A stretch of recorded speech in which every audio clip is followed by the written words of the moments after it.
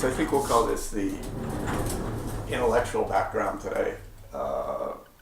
Books in the background back here, and a little dead bonsai up here, and some artwork, bookshelves.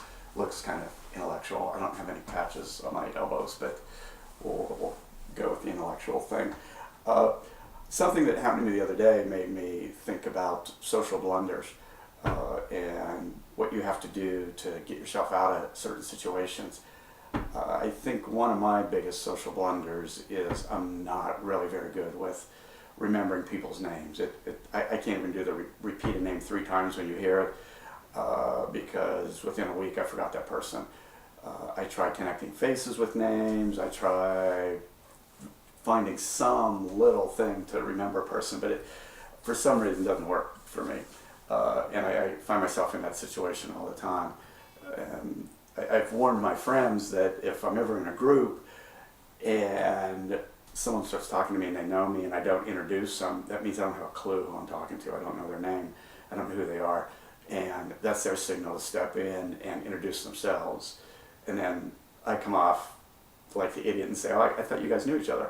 But anyway, I have the worst situations, I think, are the ones at work when you find yourself in a situation where you sometimes don't know who you're talking to, but you talk to them as long as you can, like you know what's going on, until something hopefully clicks.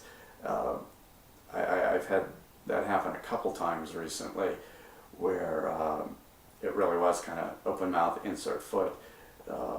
One was with a client where I didn't really realize that I was talking about another client that this person happened to not get along with, and I didn't realize till after I was done with the conversation and walking away that I'd really said something kind of stupid.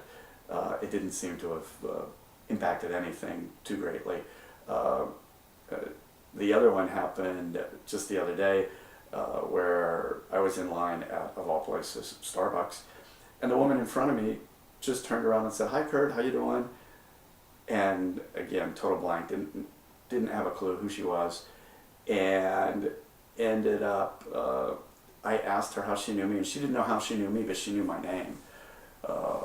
And we started talking, and we traced it back to a mutual friend at a fundraiser somewhere where we had met each other.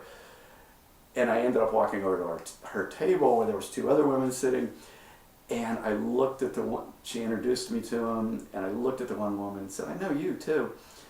And she goes, "Yeah, you look familiar." And we were chatting for a while, and it ended up being someone I had just made a presentation to about 2 weeks ago, and they were on the selection committee for something, and we both totally spaced it, which is probably not a good sign because that probably means didn't make that great of an impression on her.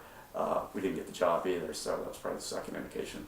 But it turned into a funny situation. So I think with the social blunder aspect, somehow you got to make a joke out of it, and you got to find some way to take the fall for it yourself, and not necessarily be an idiot about it, but find a funny way out of it. Pretty much anything else you can handle. Some people think there's different degrees of social blunders, but it really doesn't matter.